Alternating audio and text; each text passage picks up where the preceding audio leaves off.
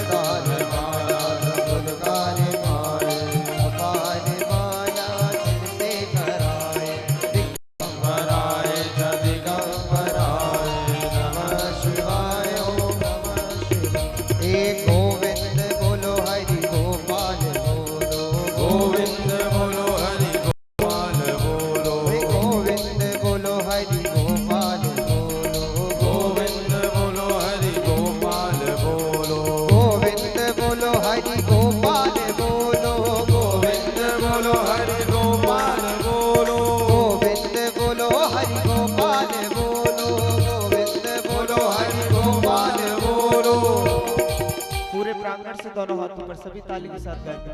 श्री राधा रमण हरि गोविंद बोलो राधा रमण हरि गोविंद बोलो जय राधा रमण हरि गोविंद बोलो राधा रमण हरि गोविंद बोलो कृष्ण राधे की जय राधे कृष्णा की जय राधे की जय राधे कृष्णा की जय कृष्ण राधे की जय राधे कृष्णा की जय राधे की जय राधे कृष्णा ओ मेरे भागे ओ मेरे भागे ओ मेरे भागे बिहारी की जय जय जय मेरे भागे बिहारी की जय जय मेरे भागे बिहारी की जय जय तट तट बंसी वाले गोकुल के राजा तेरी अखियाँ तड़प रही अब तो आजा तट तट बंसी वाले गोकुल के राजा तेरी अखियाँ तरस रही अब तो आजा तेरी अखियाँ तरस रही अब तो आजा तेरी अखियाँ तरस रही अब तो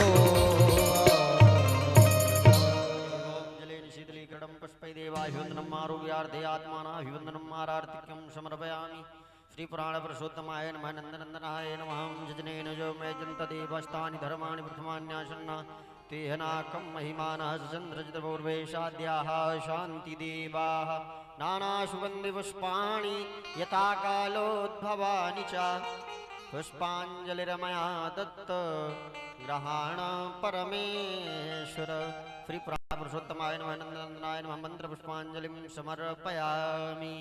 बोल वृंदावन बिहारी लाल की जय, भागवत भगवान की जय, श्री सुखदेव स्वामी की जय, श्री बराह भगवान की जय, सोरो सूकर तीर्थ क्षेत्र धाम की जय जय श्री राधे जय जय श्री राधे जय जय श्री राधे श्याम। सभी भक्त वृंद अपने यथा स्थान पर सुशोभित हो जाएं। मंचस्थ उपस्थित समस्त यजमान परिवार से भी निवेदन करूं आप सभी यथा स्थान पर जी सभी विराजमान हो जाएं और जो भी भक्त वृंद यहाँ भागवत जी को श्रद्धा सुमन समर्पित करने हेतु आए हैं तो वो आ जाएं शीघ्रातिशीघ्र मंच पर। इसके पश्चात हम सभी लोग आज के षष्ठम भाव पर प्रवेश करने हेतु पूज्य श्री के श्री चरणों की ओर चले।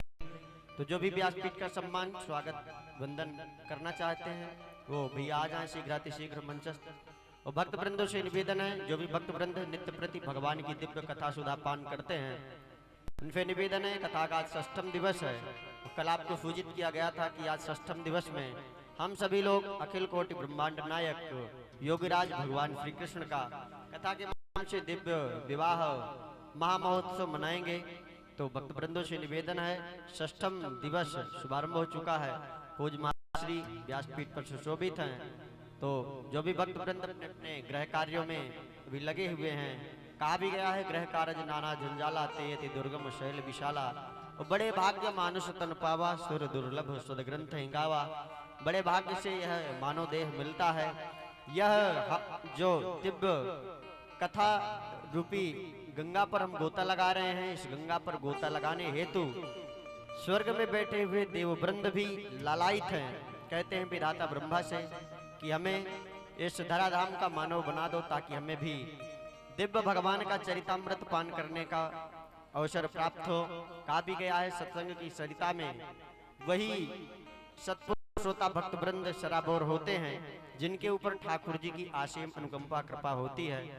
तो यजमान परिवार की ओर से तिवारी परिवार उपाध्याय परिवार की ओर से सुंदर यह सप्तदिवसीय श्रीमद् भागवत भागीरथी ज्ञान गंगा का आयोजन माघ मास के पावन पर्व पर श्यामा सेवा संस्थान के तत्वाधान पर हो रहा है। और संस्थान का मुख्य उद्देश्य यही रहता है कि हमारे भारत भूमि पर हमेशा हमेशा इसी तरह यह भागीरथी गंगा एवं भगवान की दिव्य चरितामृत ज्ञान गंगा प्रवाहित होती रहे। तो संस्थान अनेकानेक प्रांतों पर दिव्य भागवत की भागीरथी गंगा प्रवाहित करता रहता है। इस गंगा पर गोता लगाते हैं भरपूर आप जैसे श्रोता भक्त वृंद। और श्यामा सेवा संस्थान के अंतर्गत विविध प्रकार के प्रकल्प चल रहे हैं। गाँव विश्व मात्र की सद्भावना से श्री धाम वृंदावन में पूज्य श्री के कर कमलों द्वारा प्रतिष्ठित सुंदर वशिष्ठ गोधाम स्वचालित है, जो कि विगत 8 वर्षों से और आप जैसे भक्त वृंदों के विशेष सहयोग से वह गौशाला निरंतर चलती रहती है। गैया मैया की दिन प्रतिदिन उसमें वृद्धि होती रहती है। तो आप भक्त वृंदों से निवेदन किया जाता है कि जो भी भक्त वृंद गौ माता के सेवा हेतु, चाहे वो चिकित्सा हेतु हो या हरे चारे हेतु हो या गुड़ रोटी हेतु हो, जो भी अपना श्रद्धा सुमन दशांश दान देना चाहते हैं, तो कार्यालय पर कार्यरत पंडित जी हैं, उनके पास अपना नाम जरूर लिखवाएं, अपनी सेवा राशि लिखवाएं। कथा के विश्राम पर आप सभी को मंच से ही सम्मानित किया जाएगा, प्रोत्साहित किया जाएगा। और एक निवेदन है कि श्यामा सेवा संस्थान के तत्वाधान पर आने वाले समय पर आप सभी भक्त वृंद इस YouTube चैनल के माध्यम से बड़ा ही सुंदर श्यामा सेवा आश्रम निर्माण देखेंगे। तो श्यामा सेवा आश्रम निर्माण में अभी भूमि का चयन किया जा रहा है। आप जैसे भक्त वृंद उस पर अधिकाधिक मात्रा में अपनी आहुति दे रहे हैं, नाम दान दे रहे हैं, भूमि दान दे रहे हैं। तो जो भी भक्त वृंद इस वृंदावन में श्यामा सेवा संस्थान आश्रम के निर्माण हेतु अपनी अपनी पुष्प राशि देना चाहते हैं, सहयोग देना चाहते हैं, दशांश समर्पित करना चाहते हैं इस संस्थान को, तो जरूर हमारे कार्यालय पर पंडित जी के पास अपना नाम लिखवाएं और रसीद जरूर प्राप्त करें। कथा के पश्चात आपको व्यासपीठ से पूर्ण रूप से सम्मानित किया जाएगा। आइए चलते हैं नित्य प्रति की भांति हम षष्ठम दिवस के भाव की ओर करें। पूज्य श्री के श्री चरणों में निवेदन कि आनंद कंद परमानंद माधव चंद सच्चिदानंद श्याम सुंदर भगवान का वांगमय प्रतिविग्रह स्वरूप श्रीमद् भागवत चरितामृत पान कराते हुए हमारे जीवन को भगवान श्री कृष्ण की दिव्य गौरव गाथा से जोड़ें एवं हमारे जीवन को पुण्यमयी बनाएं। तो आइए चलते हैं प्रणाम करते हुए व्यासपीठ की ओर।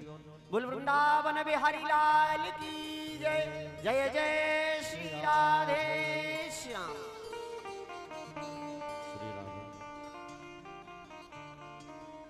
श्री राधा। ओम नमो भगवते वासुदेवा। नमो भगवते वासुदेवा। नमो भगवते वासुदेवा। श्री गुरु चरण कमलेभ्यो नमः। श्री वृंदाविहारिण्यै नमः। श्री युगल चरण कमलेभ्यो नमः।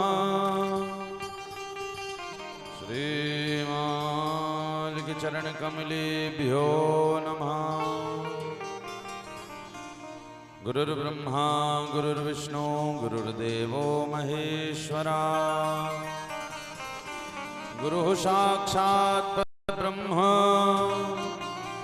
तस्मै श्री गुरुवे नमः। अखण्डमण्डलाकारं व्याप्तं येन चराचरं तत्पदं दर्शितं येन तस्मै श्री गुरुवे नमः। ध्येयं सदा परिभवग्नमभीष्टदोहं तीर्थास्पदं शिवविरञ्चिनुतं शरण्यं भृत्यार्तिहं प्रणतपालभवाब्धिपोतं वन्दे महापुरुषते चरणारविन्दं। वंशी विभूषितकरां नवनीरदाभा पीताम्बरादरुणबिम्बफलाधरोष्ठा पूर्णेन्दुसुन्दरमुखादरविन्द्रनेत्रा कृष्णात् परं किमपि तत्त्वमहं न जाने। कृष्ण त्वदीय पद पंकज पंजरान्ते अद्येव मे विशितु मानस राजहंसा प्राण प्रयाण समये कफवात पित्तयेह कंठावरोधन विधो स्मरणं कुतस्ते। श्री राधे मेरी स्वामिनी मैं राधे तिरुदास जन्म जन्म मोहि दीजियो श्री वृंदावन को वास। सब द्वार इनको छोड़ के मैं आयो तेरे द्वार। श्री वृषभानु की लाडली निक मेरी ओर निहार। मेरो मन माणिक गिरवी रखियो श्री मनमोहन के पास। प्रेम ब्याज इतनो बढ़ियो नहीं छूटन की आस। कि जय जय श्री राधा रमण जय जय नवल किशोर जय गोपी चित चोर प्रभु जय जय माखन चोर। वरसाने की राधिका नंद गाँव के श्याम इनके चरणों में करूं मैं कोटि कोटि प्रणाम। आइए प्रेम से हम सभी ठाकुर जी का पावन नाम उसके बाद पावन सी कथा में प्रवेश करेंगे भाव से। हे गोपाल राधे कृष्ण गोविंद गोविंद। हे गोपाल राधे कृष्ण गोविंद गोविंद। हे गोपाल राधे कृष्ण गोविंद गोविंद। हे गोपाल राधे कृष्ण गोविंद गोविंद। कृष्ण गोविंद गोविंद राधे गोविंद गोविंद। कृष्ण गोविंद गोविंद राधे गोविंद गोविंद। कृष्ण गोविंद गोविंद राधे गोविंद गोविंद। कृष्ण गोविंद गोविंद राधे गोविंद गोविंद। हे गोपाल राधे कृष्ण गोविंद गोविंद। हे गोपाल राधे कृष्ण गोविंद गोविंद। हे गोपाल राधे कृष्ण गोविंद गोविंद। हे गोपाल राधे कृष्ण गोविंद गोविंद। श्री राधे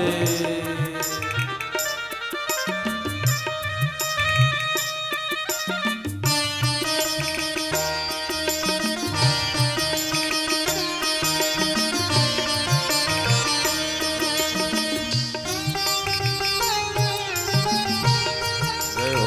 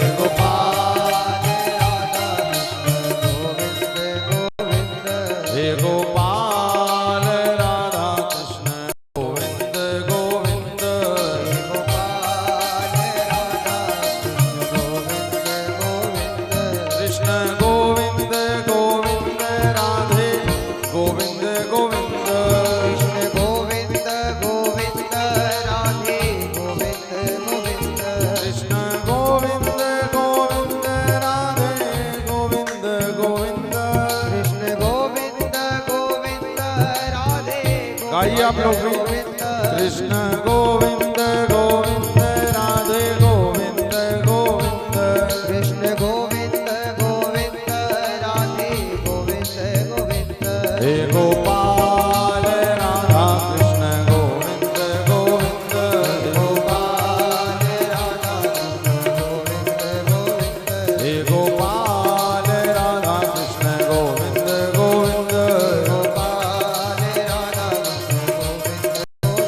कृष्ण गोविंद गोविंद राधे गोविंद गोविंद। कृष्ण गोविंद गोविंद राधे गोविंद गोविंद। कृष्ण गोविंद गोविंद राधे गोविंद गोविंद। कृष्ण गोविंद गोविंद राधे गोविंद गोविंद। कृष्ण गोविंद गोविंद राधे गोविंद गोविंद। कृष्ण गोविंद गोविंद राधे गोविंद गोविंद। कृष्ण गोविंद गोविंद राधे गोविंद गोविंद। कृष्ण गोविंद गोविंद राधे गोविंद गोविंद। कृष्ण गोविंद गोविंद राधे गोविंद गोविंद। कृष्ण गोविंद गोविंद राधे गोविंद गोविंद। हे गोपाल राधा कृष्ण गोविंद गोविंद। हे गोपाल राधा कृष्ण गोविंद गोविंद। हे गोपाल राधा कृष्ण गोविंद गोविंद। हे गोपाल राधा कृष्ण गोविंद गोविंद। कृष्ण गोविंद गोविंद राधे गोविंद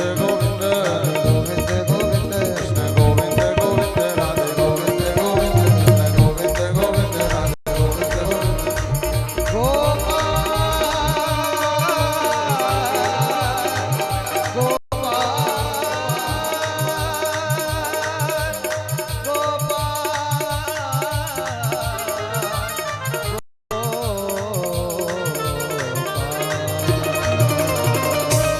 बोलिए द्वारिकाधीश भगवान की। बोलिए बाल कृष्ण लाल की। भागवत महापुराण की। श्री वराह भगवान की। गंगा मैया की। पूज्यपाद गोस्वामी श्री तुलसीदास जी महाराज की। सोरो शुकर धाम की। जय जय श्री राधे श्याम। परात्पर अखिलेश्वर भगवान श्री बांके बिहारी लाल कावांग में विग्रह श्रीमद् भागवत और भागवत कथा का आज षष्ठम दिवस की बेला पर हम सभी भगवत भक्त ठाकुर जी की कथा में पधारे हैं और YouTube फेसबुक के माध्यम से जो भी भगवत भक्त भगवान की कथा का श्रवण कर रहे हैं और जो यहाँ पर उपस्थित हैं, आप सभी को सोरो की पावन धरा से जय श्री कृष्णा राधे राधे। ये परमात्मा की अपने आप में कृपा है कि हमें धाम का आश्रय दिया ठाकुर जी ने और धाम के आश्रय के साथ साथ 7 दिन तक ठाकुर जी ने अपनी कथा का भी आश्रय दिया। क्योंकि भाई कथा के आश्रय में और परमात्मा के आश्रय में दोनों में किंचित मात्र भी अंतर नहीं है। यदि हम यहाँ पर बैठे हैं श्रीमद् भागवत जी की कथा सुन रहे हैं तो यही सोचकर बैठना चाहिए कि ये आश्रय भी साक्षात गोविंद का ही आश्रय है। और इस कथा के श्रवण मात्र से शास्त्र कह रहे हैं जिसका जीवन कथा में लग गया उसके जीवन में व्यथा लेश मात्र भी बाकी नहीं रह जाता। जिसका जीवन कथा से जुड़ा है उसका संबंध व्यथा से बिल्कुल नहीं रहता। आप लोग 3 घंटे कथा में बैठते हैं, क्या कोई व्यथा सताती है? नहीं। क्यों? यहाँ पे साक्षात आनंद कंद भगवान श्री कृष्ण चंद्र की कथा चल रही होती है। और याद रखिए जहां पर कथा होती है वहां पर व्यथा आ ही नहीं सकती। और यहां से उठते हैं कथा से और व्यथा प्रारंभ हो जाती है। भाई ये कथा क्या करती है? ये कथा जीवन के समस्त कलमश कसाय को, व्यथाओं को, या यूं कहें कि कष्टों का हरण करने वाली है। आप नरक में भी जाएं और नरक में जाकर भी कथा श्रवण करें तो परमात्मा कहते हैं कि मैं नरक में भी उस श्रोता को दर्शन देने के लिए वहां कथा रूप में प्रकट हो जाता हूं। ये कथा की बहुत महिमा है, साधारण नहीं है। भगवान की कथा कहीं पे भी गाओ, घर में गाओ, मंदिर में गाओ, स्मशान में गाओ, दुश्मनों के यहाँ पे गाओ, कहीं भी गाओ, कथा का काम है आपके जीवन को आनंद देना, व्यथा का हरण करना। रामचरितमानस में एक प्रसंग है, जब मां जानकी का हरण हुआ तो मां जानकी कहां गई? लंका। रावण हरण करके ले गया। तो कहते हैं जब रावण हरण करके ले गया तो अशोक के वृक्ष के नीचे रावण ने सीता को स्थान दिया, वहीं रुकती थी।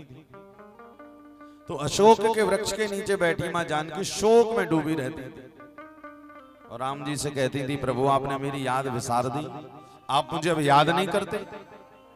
और बहुत दिन रात रोती रहती थी, कहां? लंका में।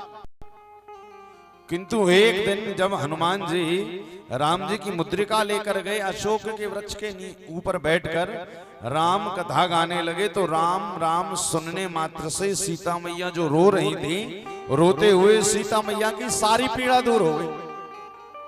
अभी राम जी नहीं मिले, राम भक्त हनुमान ने केवल राम कथा कहना शुरू किया था। तो स्वामी जी ने लिखा है कि रामचंद्र गुण बरने लागा, सुनतई सीता के दुख भागा। रामचंद्र गुण बरने लागा, सुनतई सीता के दुख भागा। तो अशोक के वृक्ष पर बैठकर हनुमान जी क्या कर रहे थे? राम सिया राम, सिया राम जय जय राम, राम सिया राम, सिया राम जय जय राम, राम सिया राम, सिया राम जय जय राम, राम सिया राम, सिया राम जय जय राम। ओ रामचंद्र गुण बरने लागा, सुनतई सीता के दुख भागा। राम सिया राम, सिया राम जय जय राम, राम सिया राम, सिया राम जय जय राम, राम सिया राम, सिया राम जय जय राम। देखिए, अशोक के वृक्ष पर बैठकर हनुमान जी राम राम गा रहे थे, राम राम गा रहे थे। और राम राम गाते गाते जैसे ही राम शब्द मां सीता के कान में गया, तो जो मां जानकी के आंखों से भी झरझर आंसू बह रहे थे, वो आंसू तुरंत रुक गए। क्यों? कानों ने जब भगवान की कथा सुनी, राम नाम सुना, तो आंखों से बहने वाले आंसू तुरंत शांत हो गए। मां जानकी को लगा, बताओ प्रभु के नाम में कितनी ताकत है कि मैं लंका में बैठी हूँ रावण के यहाँ पर, उसके बाद भी एक नाम मेरे कान में गया और नाम जाने के बाद में मेरे जीवन की सारी समस्याएं दूर हो। लंका में बैठने के बाद भी मां जानकी को नहीं लग रहा कि मैं लंका में हूं। क्यों? जब भगवान की कथा सुनी तो लगा मैं राघव जी के पास चली गई। क्यों? क्योंकि भगवान ऊपर से हनुमंत लाल राम सिया राम जय जय राम कह रहे, और फिर हनुमान जी सामने प्रकट हुए तो मां सीता को लगा कि शायद रावण ने कोई मायावी रचना करके वानर को भेजा। तब मां जानकी ने कहा कि भैया सच सच बताओ कौन हो तुम? कोई रावण ने कहीं माया करके तुमको नहीं भेजा हमारे पास कि जाओ राम नाम लेना तो शायद सीता मान जाए। तब हनुमान जी ने कहा, नहीं मां, मैं तो प्रभु के चरणों का सेवक हूं, यदि आप कहें तो मैं उनके चरणों की सौगंध खा लूं। और कब विश्वास हुआ सीता जी को? जब कहा कि सत्य शपथ करुणा निधान की। जब शपथ ले ली किसकी? करुणा निधान, यानी राम जी की। अच्छा, करुणा निधान की शपथ क्यों ली? क्योंकि मां सीता राघव जी को क्या कहकर पुकारती थी? करुणा निधान। क्या कहती थी मां? राम नहीं कहती थी, राघव नहीं, स्वामी नहीं, करुणा निधान। और ये करुणा निधान सीता मैया को नाम कहां से मिला था पता है ना? मां पार्वती ने दिया था विवाह के समय पर। मन जाहि राचे हो मेलाहि, सोवर सहज सुंदर सावरो, करुणा निधान सो जान, शील स्नेह जानत रावरो, यही भांति गौरी से सुन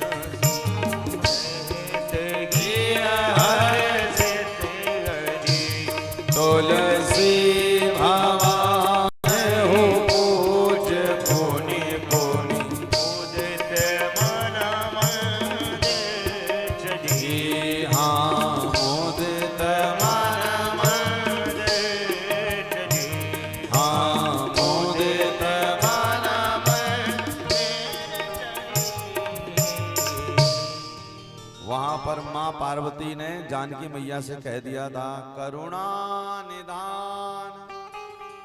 बोले तुम्हारे पति कैसे होंगे? करुणा के निधान होंगे, सुजान होंगे, शील होंगे, स्नेह जानत रावरो। अम्मा जानकी ने कहा, 2 कुमार थे वहां पे। तो सीता जी को लग रहा है कि माँ पार्वती पता नहीं किसको करुणा निधान कह रही, सुजान कह रही, शील कह रही। तब माँ पार्वती ने स्पष्ट किया, मन जाहिरा चै मिलहि सोवर, सहज सुंदर, गोरा वाला नहीं, सहज सुंदर सांवरो।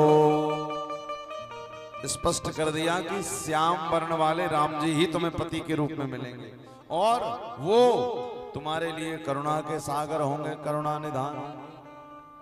तो उसी दिन से मां जानकी अपने स्वामी का नाम नहीं ले, वैसे तो धर्म में नियम है माताएं अपने पतियों का नाम नहीं लेती। आपके शुरू में लेती नहीं लेते। कहते भैया यदि पति का नाम लो तो कहते हैं आयु घटती है। अब आजकल का समय तो देखो, मेट्रो सिटी में हम जाते हैं कथा करने तो लोग ले लेते। क्या एक जगह हम गए, आपको बतावें तो वहां पे पति का और नौकर के दोनों ही नाम लगभग मिलते जुलते से थे। तो घर की जो बहू रानी थी वो जरा कलकत्ता के पास के शहर की बात है, मारवाड़ी परिवार था तो, और बहू रानी मुंबई से पढ़ लिख कर आई। तो जो श्रीमान जी थे उनका नाम था रामानंद और पति देव का नाम, श्रीमान जी का नाम रामानंद और जो घर में सेवक आता था उनका काम धाम करने उसका नाम रमेश था।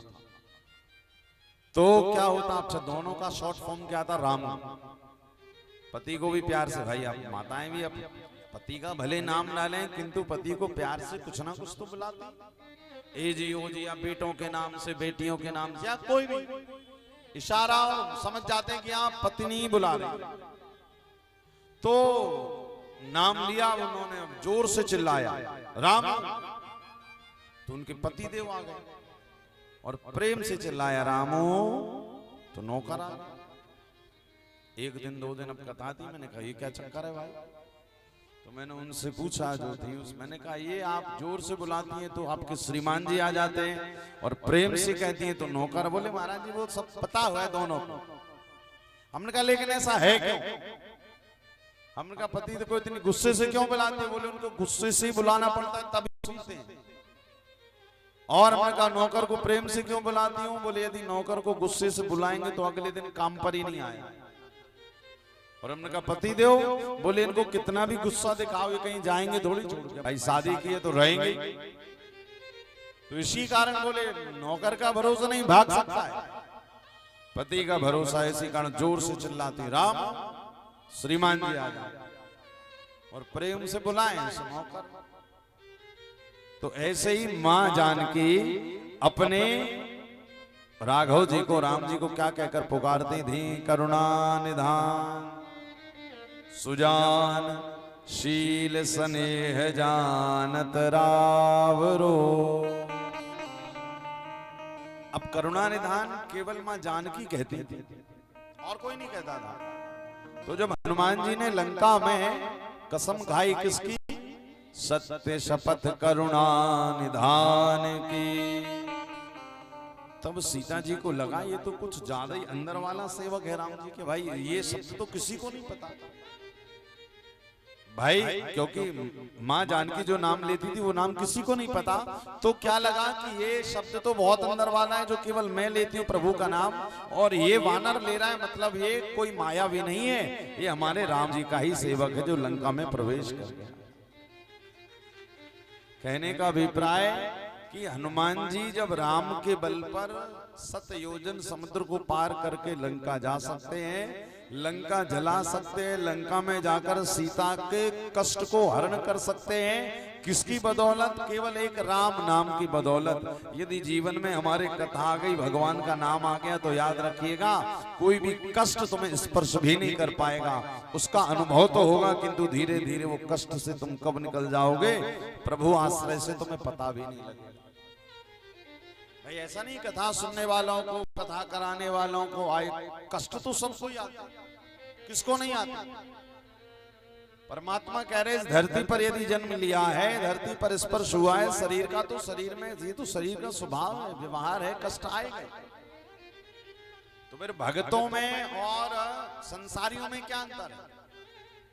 बोले भक्तों पे जब कष्ट आता है तो वो सीधा अपने ठाकुर जी के चरणों में चला जाता है। प्रभु ये समस्या आई है, ये कष्ट आया है, प्रभु इस समस्या का हरण करिए, इस कष्ट को हर लीजिए।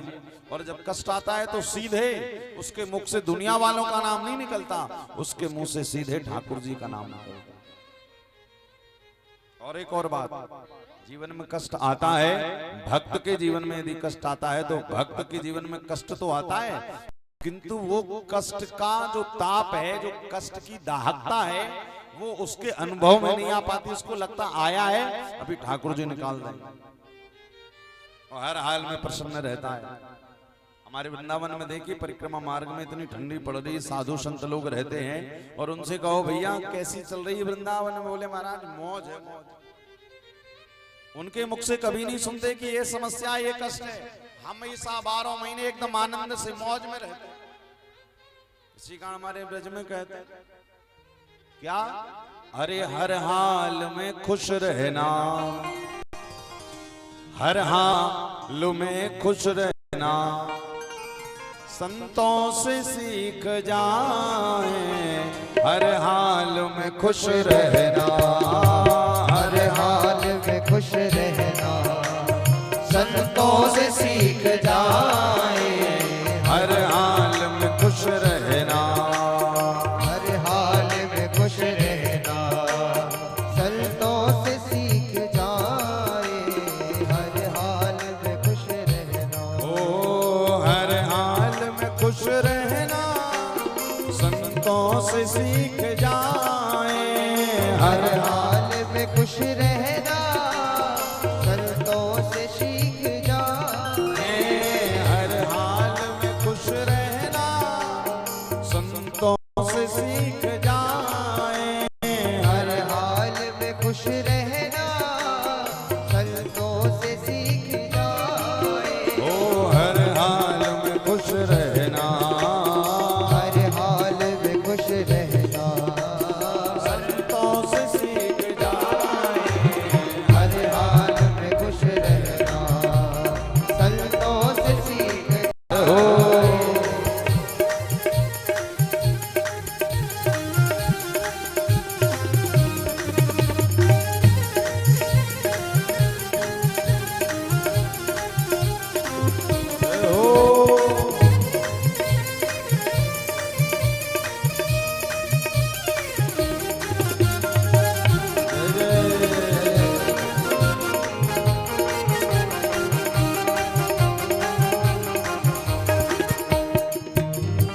सुख दुख में हंसना रोना, काम है कायरों का, सुख दुख में हंसना रोना, काम है कायरों का, सुख दुख में हंसना रोना, है काम कायरों का, सुख दुख में हंसना रोना, है काम कायरों का, दोनों में मुस्कुराना, दोनों में मुस्कुराना, दोनों में मुस्कुराना, दोनों में मुस्कुराना, वो संतों से सीख जाए, दोनों में मुस्कुराना, संतों से सीख जाए, हर हाल में खुश रहना, संतों से सीख जाए, हर हाल में खुश रहना। ऐसे नहीं जरा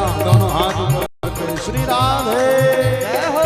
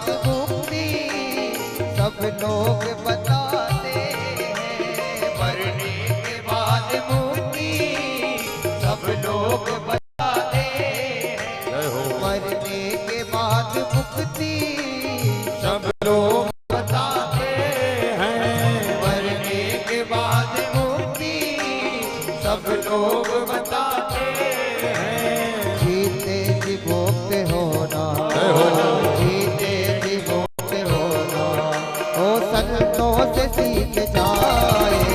जीते जी भोगते होना, संतों से सीख जाए। हर हाल में खुश रहना, संतों से सीख जाए। हर हाल में खुश रहना, हर हाल में खुश रहना, हर हाल में खुश रहना। अरे हर हाल में खुश रहना, किससे? बोले संतों से सीख जाए।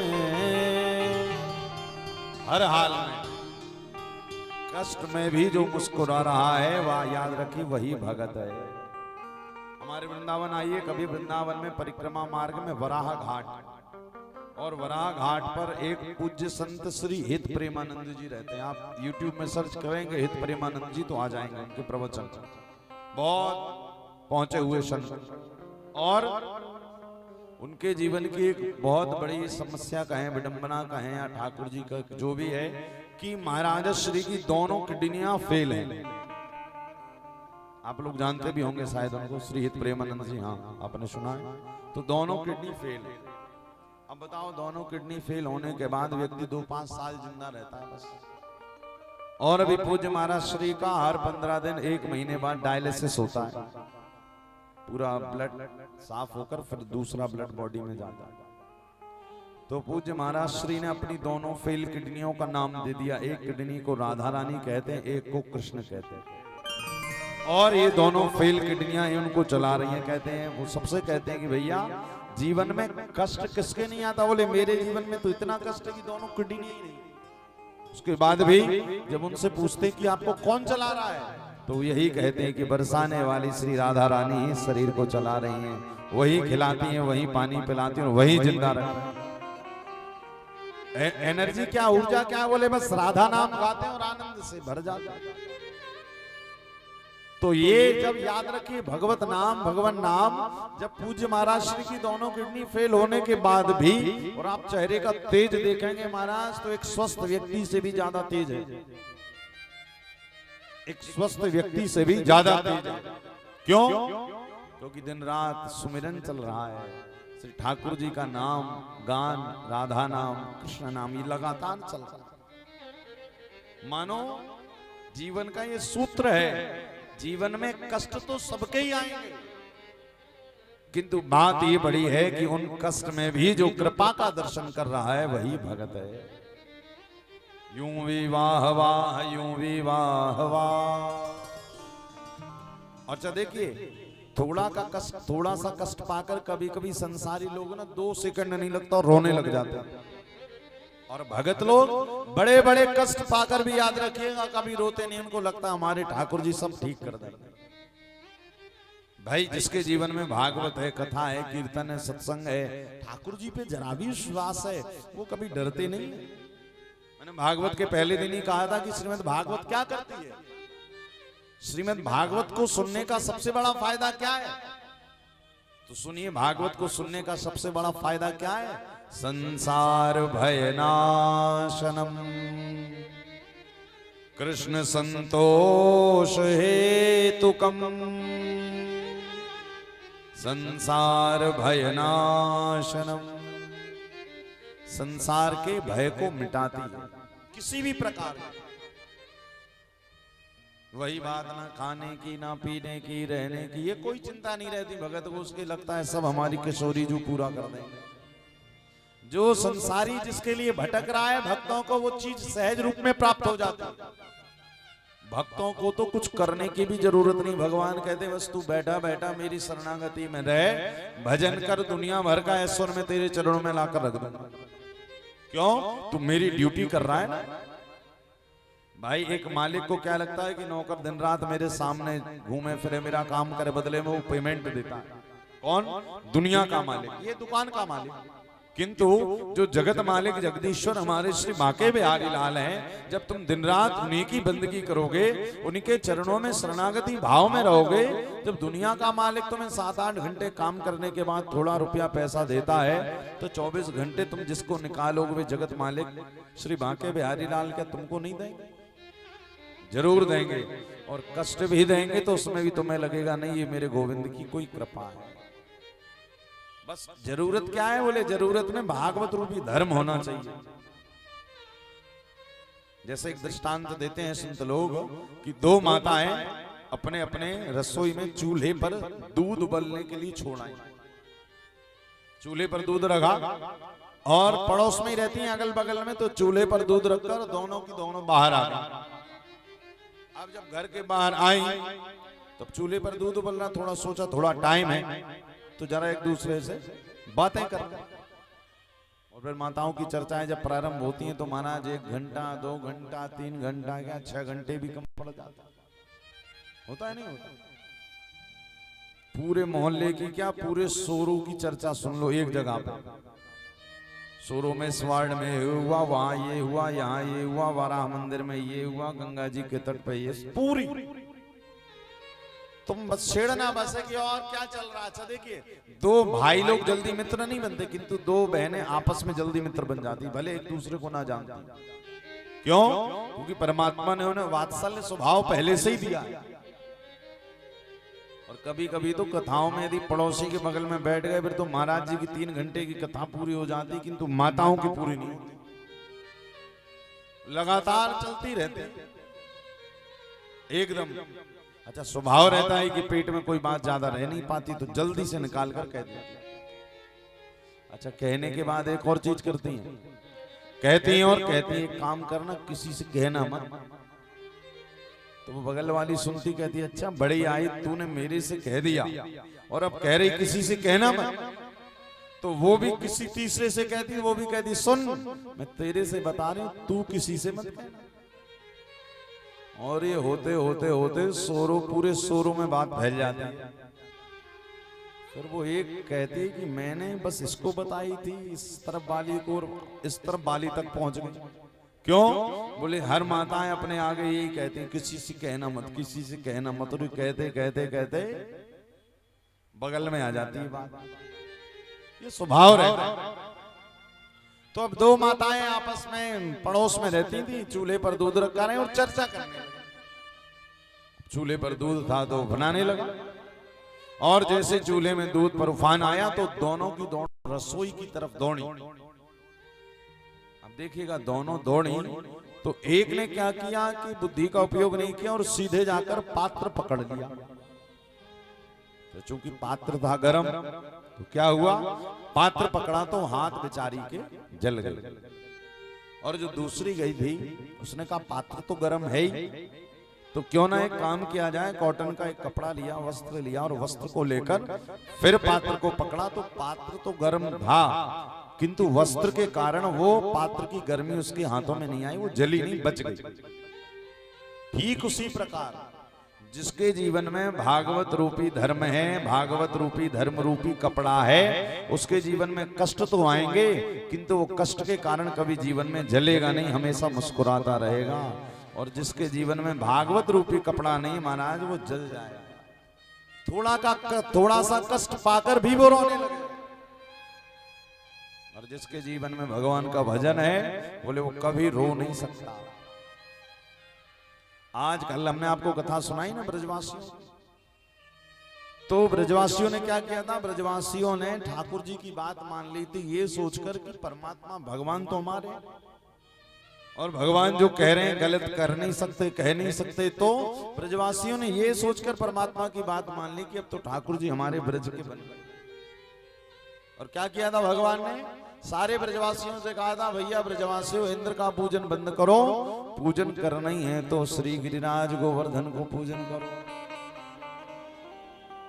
कि इंद्रस्तात्मना पूजा विज्ञाय विहताम नृपः गोपीभ्यां कृष्णनाथेभ्यो नंदादिभ्यश्कोपसः। अब क्या किया देखो, सारे ब्रजवासियों ने 56 भोग कहाँ ले गए? कल हम गए थे, कल आप लोग गए थे गिरिराज गोवर्धन की नहीं हमारे संग में? सिर हिला रहे हो, सच्ची गए थे? कैसे गए थे बताओ? मन से गए थे, नाचते हुए गए थे। हाँ वेरी गुड, अच्छे श्रोता हो गए वैसे सोरो वाले भी। अब हाँ, तो जब भी कथाओं में कहीं चलने की बात आए ना वृंदावन गोवर्धन, तो समझ जाना सब जगह मन से ही पहुंचा जाता है। और कथा में बैठे बैठे यदि मन वृंदावन चला जाए तो समझो तुम्हारी कथा सुनना सफल हो गया, सहज हो गया, आनंद से भर गए। सारे ब्रजवासी कहाँ पहुंचे? गिरिराज गोवर्धन। अब हमारे गिरिराज बाबा कितने कोस के? 7 कोस, 21 किलोमीटर के। अब ग्वाल वालों को भगवान कृष्ण ये कहकर ले गए थे कि भैया चलो, तुम्हारे इंद्र को तुमने आज तक भोग लगाया, कभी इंद्र खाना खाने आया, भोजन करने? बोले नहीं लाला, कभी नहीं आया। बोले देखो, तुम्हारा इंद्र कभी भोजन प्रसादी पाने नहीं आया, आज चलकर देखो हमारे गिरिराज बाबा प्रत्यक्ष भोग लगाएंगे। अच्छा, तो कन्हैया के एक मित्र थे जिनका नाम था श्री दामा, जो कन्हैया के बेस्ट फ्रेंड थे, श्री दामा। भाई माताओं की भी एक कोई सखी ऐसी रहती है ना जिसको वो अपना सब सुख दुख कह देते। जीवन की कोई भी बात तो ऐसे ठाकुर जी अपने जीवन की कोई भी बात श्री दामा को कह देते थे। तो श्री दामा भी संग में गए कन्हैया के, और श्री दामा ने कही कन्हैया सच्ची सच्ची कह रहे हो कि बस हवा में ही तलवार घुमा रहे हो, लाठी भांज रहे हो कि पर्वत है वो, पहाड़ है, पत्थर, क्या वो सच में खाना खाने आएगा, भोजन कर? कन्हैया कह रहे भैया श्री दामा विश्वास करो, वो प्रत्यक्ष भगवान है गोवर्धन गिरिराज। अच्छा सच्ची? बोले बिल्कुल। तो सारे ब्रजवासी जब पहुंचे गिरिराज बाबा के सामने 56 भोग लगाए। तुदियम वस्तु गोविंदो तुभ्यमेव समर्पये। अच्छा देखिए, जब ब्रजवासियों ने पहले पूजन किया गिरिराज बाबा, तो पहले भगवान ने नहीं कहा कैसे पूजन करना, पहले सारे ब्रजवासी कह रहे कन्हैया हम अपने हिसाब से पहले पूजन करेंगे। कन्हैया ने कही कर लो। बोले हम जैसा इंद्र का करते थे वैसे ही करें? बोले बिल्कुल करो। तो इंद्र पे पहले क्या करते थे? बोले पहले जल चढ़ाते थे। तो कई सब लोग अपने अपने घर से मटकियों में जल लेकर गए थे। अब देखो भैया, छोटे मोटे ठाकुर जी हो तो गीले भी है जाए, शालिग्राम जी बराबर, कितने बड़े ठाकुर, 21 किलोमीटर 7 कोस के। कहते हैं ब्रजवासियों की 1000 मटकियां खाली है गई, किंतु गिरिराज बाबा की मूछें ही गीली ना है। भाई ब्रजवासी कह रहे भैया लाला तुम आओ, भगवान तो बहुत ही बड़ो है, हम इतनी मटकी खाली कर चुके, या की तो मूछें ही गीली ना है। भाई सो कन्हैया कह रहे भैया या भगवान हमारो वालो भगवान है, तुम्हारे इंद्र जैसे भगवान ना है, या भगवान हमारो वालो तो या की पूजा हम जैसी बताए वैसी करो। अच्छा लाला तो कहाँ करना है पहले? बोले सबसे पहले जल अक्षत चंदन चावल छोड़ो, बाकी पूजा बाद में, सबसे पहले या को भोग लगाओ। हमारे ब्रज में कहे ना ठाकुर जी को एक नाम है पूछरी के लोठा। जब परिक्रमा लगाते हैं गिरिराज गोवर्धन की तो पूछरी को लोटा। तो हमारे ब्रज में कहते हैं पूछरी को लोटा ये खाए खाए भयो से लौटा है। यानी गिरिराज बाबा इतनो खावे कि खा खा के सलोटा से है मोटे। और वैसे भी भैया देखो, जो आपके शोरों में भी एक बात है, ठाकुर जी हैं बड़ा भगवान, तो यहाँ पे भी खावे पीवे की बड़ी मौज है। हम तो शोरों की लगभग गलियां घूम ही रहे हैं, तो जहां देखो वहीं बढ़िया चक्क मिठाई रबड़ी जलेबी कलाकंद की तो बाढ़ सी आई है, खूब आनंद चल रहा है। यहाँ हमारे ब्रज की गलियों जैसे सजी रहती मिठाइयां यहाँ, और जो खाना है वो खा लो। अब हम तो अभी गए नहीं आप घूमने, किंतु वहां पर भी हमने देखा है कि खूब माल यहाँ भी उड़ता है। जैसे हमारे वृंदावन में जाओ ना बिहारी जी के मंदिर, तो मंदिर तक पहुंचते पहुंचते पहले ही चाट पकौड़े की इतनी दुकानें हैं, रबड़ी जलेबी कलाकंद मालपुआ की इतनी दुकानें हैं कि बिहारी जी के मंदिर जाते जाते ये लगता है कि बस 2 मिनट दर्शन करो जल्दी भाग के यहीं आओ। कहाँ? बोले ये चाट पकौड़ी वाले के यहाँ दही भल्ला है, चीला है, चाट पकौड़ा, तमाम तरह के 56 भोग सब मिले, या शोरूम में भी सब मिले। हमने देखो भाई जहाँ ठाकुर जी रहे हैं सो ठाकुर जी कहें भैया हमें जहाँ हम हैं वहाँ खूब चक हमारे दर्शन करो, खूब चक खाओ और खूब चक मोटे बने रहो। धाम वालों को तो एकदम आनंद में रहना चाहिए। हमारे देखो वैसे भी ठाकुर जी को पता है ना खाना पीना बहुत प्रिय है। और एक और बात बताओ मैं, हमारे ब्रज में श्री ठाकुर जी को एक प्रसादी बड़ी प्रिय है। भाई 56 भोग तो है किंतु 56 भोग में भी कन्हैया को क्या खाना पसंद है आपको पता है? 56 भोग में भी कन्हैया को रबड़ी बहुत प्रिय है। रबड़ी आपके सरोजी में तो खूब रबड़ी रहती है, खूब आप लोग भी उड़ाते होंगे। एकादशी पूर्णिमा आ जाए सो महाराज लो 2-4 किलो रबड़ी तो एक ही घर में सो आ जाए। एकादशी की एकादशी है गई, रबड़ी की रबड़ी हो गई चक। तो रबड़ी बड़े हमारे ठाकुर जी रबड़ी के आप राधारमण मंदिर जाए वृंदावन में तो राधारमण मंदिर में कुलिया जो कुल्हड़ होता ना मिट्टी का, मिट्टी के कुल्हड़ के अंदर गोसाई लोग रबड़ी भर देते हैं। और फिर उस प्रसाद को पता है क्या कहते हैं? कुलिया प्रसाद। कभी आप राधारमण गए हो तो आप वहां रबड़ी नहीं कहते, वहां कहते कुलिया प्रसाद। और वो कुलिया के किसको? कुल्हड़ को, कुल्हड़ के अंदर जो रबड़ी भरी रहती उसको कुलिया प्रसाद। तो हमने को स्वामी जी से एक बार पूछा, हमने कहा बाबा ये कुलिया प्रसाद, बोले लाला या कुलिया प्रसाद के अंदर रबड़ी भर के ठाकुर जी बहुत यहाँ रबड़ी को भोग लगा। हमने कहा अच्छा, बोले ठाकुर जी को सब में ज्यादा प्रिय रबड़ी है। हमने कहा कितनी प्रिय? बोले बहुत सारे 56 भोगों में सबसे प्रिय, फेवरेट हम कहते हैं ना, ये हमारा फेवरेट है। तो एक बार घटना भी घटी थी राजस्थान में। नाथ द्वारा श्रीनाथ जी भगवान है ना, तो श्रीनाथ जी वहां पे नाथ द्वारा श्रीनाथ जी में एक वल्लभाचार्य जी के द्वारा पूजित सेवित ठाकुर जी हैं श्री नवनीत प्रिया जी। और आपके शोरूम में भी वल्लभाचार्य जी की एक बैठक रही है। जब हम प्रवेश किए थे, जब हमने देखा था तो बड़ा हृदय गदगद हुआ कि भैया शोरूम में भी पूज्य पाद आकर बैठक लगाते थे और मंत्र जपते थे। तो पूरे भारतवर्ष में कई बैठक है, एक बैठक थी श्रीनाथ जी पे। तो वहां पर आदिगुरु वल्लभाचार्य जी ने जिन्होंने भक्ति के सूत्रों का पाठ किया, वहां एक लड्डू गोपाल रख दिए अपने हाथ से।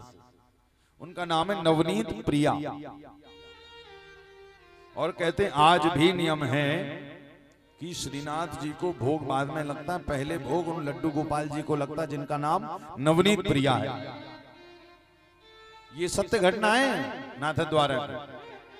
तो नवनीत प्रिया को एक दिन भोग लगाया, 56 भोग रख दिया। अब 56 भोग जब लगा तो गोसाइयों ने लगा दिया पर्दा।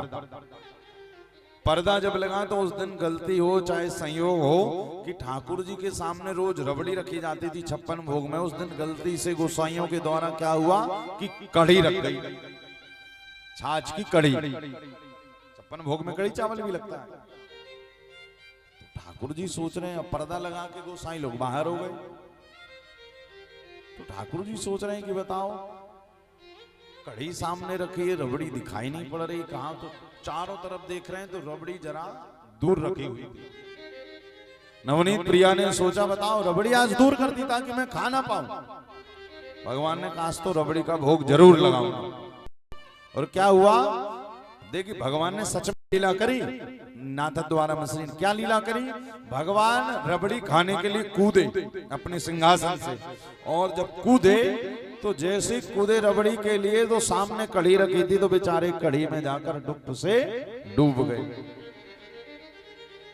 अब जैसे ही डूब गए 15-20 मिनट बाद पर्दा खोला सो नवनीत प्रिया जी गायब। सब सोच रहे हैं कि बताओ ठाकुर कहाँ गायब है गए।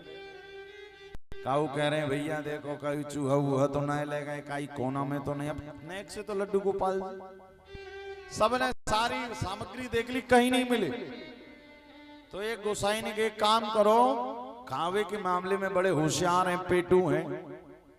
तो पेटू बोले जब पेटू खावे के मामले में होशियार हैं तो खाने वाला अधिकतर तुम्हें भोजन की वस्तुओं के पास ही खड़ा मिलेगा। जिसको खाने पीने से प्रेम होगा वो हमेशा रसगुल्ला की दुकान में मिलेगा, चाट फुल्की की दुकान में मिलेगा, क्योंकि उसको प्रिय है। तो कहा कि एक काम करो, सारे पदार्थ हैं इन्हीं में से होंगे, किसी ना किसी में ठाकुर जी पक्का होंगे। अब कड़ी में नीचे डूबे हैं बेचारे, तैर रहे हैं, कैसे करके ऊपर निकल आए किंतु अब तैरे निकल ही नहीं पा रहे। सारे पदार्थों को देखा गया, सारे सबको छाना गया छन्नी लगा कर, तो ना दाल मिले, ना चावल, पूड़ी, कचौड़ी, रबड़ी, सब में देख लिया, कहीं नहीं मिले। तो ये गोसाई ने भी आज रबड़ी में भी नहीं मिले, बताओ। तो फिर रबड़ी से ज्यादा प्रिय और क्या हो गया उनको। अंत में जब कढ़ी छानी गई, और कढ़ी जब छानी तो कढ़ी छानी सो सबसे अंत में पात्र में अंदर से प्रकट हो गए नवनीत प्रिया जी। बोले अरे मिल गए नवनीत प्रिया जी मिल गए। अच्छा, गोसाइयों को क्या लगा कि इन्हें कढ़ी इतनी पसंद है कि ये डूब डूब कर कढ़ी खा रहे हैं, जबकि था उल्टा। रबड़ी के चक्कर में कढ़ी में गिरे थे, था उल्टा। तो क्या हुआ कि अगले दिन से पता है क्या किया, 56 भोग में कुछ भी नहीं लगाया सिवाय कढ़ी के। सामने कढ़ी रख देते हैं ठाकुर जी के सामने कि अब तुम खूब कढ़ी खाओ। डूब के कढ़ी खा रहे थे ना, अब डूबना नहीं पड़ेगा, जितनी खाना है खाओ। अब कहते हैं एक दिन कढ़ी खावे मिली, 2 दिन है गए, 3 दिन है गए, कढ़ी कढ़ी मिल रही। हमारे ब्रज में कहते हैं माताओं का ब्रह्मास्त्र भोजन है, जब कुछ ना हो तो सीधे छाछ लाओ, थोड़ा बहुत कुछ मिलाओ, 10 मिनट में ये लोग कढ़ी। और 3 दिन हो गए ठाकुर जी को रबड़ी खावे मारे, बताओ कढ़ी खा रहे। कन्हैया ने कही आज तो गोसाइयों को सबक सिखाना ही पड़ेगा, वरना हम या ना श्रीनाथ जी द्वारा छोड़ के कहीं और चले जाए यदि अब रबड़ी मिली। स्वप्न दिया, गोसाइयों से कहा, बोले बाबरो पागल है गए का। ठाकुर जी काहे गो? बोले अरे देखो भैया 56 भोग तो पवाए रहे हो, किंतु तुम केवल कढ़ी के अलावा और कुछ भोग में लाई ना रहे। बोले अरे प्रभु आप ही तो डूब डूब के खा रहे थे कढ़ी, हमने सोची कढ़ी इतनी प्रिय तो कढ़ी को ही भोग लग रहा। तो कन्हैया ने कही कि अरे रबड़ी के चक्कर में हम कढ़ी में गिरे, हमें कढ़ियाड़ी पसंद नहीं है। कल से यदि रबड़ी सेवा में नहीं आई तो अगले दिन से तुम मुझे नाथ द्वारा में नहीं पाओगे, मैं कहीं और चला जाऊंगा जहां रबड़ी मिलेगी। तब कहीं जाकर अगले दिन से गोसाइयों ने फिर रबड़ी का भोग लगाया ठाकुर जी। कहने का अभिप्राय है कि हमारे ठाकुर जी को भोजन में भी रबड़ी भोग बहुत प्रिय है। भगवान भागवत में भी सुखदेव गुरुदेव कह रहे हैं राजन परीक्षित, आज श्री ठाकुर जी भी ब्रजवासियों के संग में कहा गए गिरिराज बाबा 56 भोग लगा, और कहा तुम्हारे इंद्र को तुम लोग भोग लगाते हो, कभी इंद्र खाने नहीं आया। और आज देखो, आज बोले मैं, कन्हैया ने कही कि प्रत्यक्ष गिरिराज गोवर्धन आज भोग लगाने के लिए आए। सबने सामने भोग की सामग्री रखी। तुदियम वस्तु गोविंदो तुभ्यमेव समर्पये, ग्रहण सन्मुखी भूत्वा प्रसीद परमेश्वर।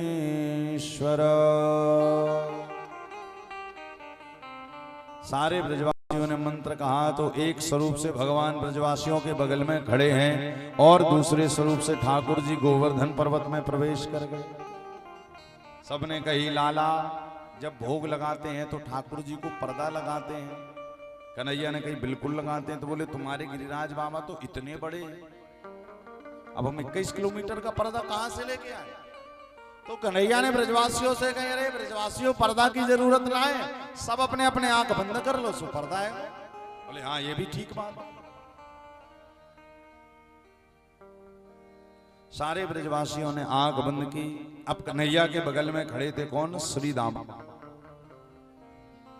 श्री दामा ने सोची कन्हैया सच कह रहे कि भोग लगाएंगे, हवा में ही लाठी घुमा भांज रहे हैं। बोले जरा देखना पड़ेगा क्योंकि ये छलिया है, कुछ भी करवा सकता है। तो श्री रामा को विश्वास नहीं था कि ये पत्थर भी कोई भोग लगाएगा। तो सबकी आंख तो बंद है कन्हैया के कहने पे, किंतु श्री रामा ने क्या किया, धीरे से एक आंख बंद करके रखी और एक आंख खोल ली। अब एक आंख खोल कर देख रहा है कि बाहर क्या लीला चल रही है। तो सच में देख रहा है कि गिरिराज बाबा एक एक थाल उठा कर खत्म करते जा रहे हैं। खुरमा खीर मोहन बालूशाही रबड़ी जलेबी कलाकंद मैसूर पाक खजला नमकीन गुजिया शकर पारे, ये सारी सामग्री मधुप श्याम सौ आज भोग में सजाई। ये सब खाते जा रहे हैं। तो श्री दामा को चिंता हो गई। श्री दामा मनी मन सोच रहा है याते बढ़िया तो भैया इंद्र रहा।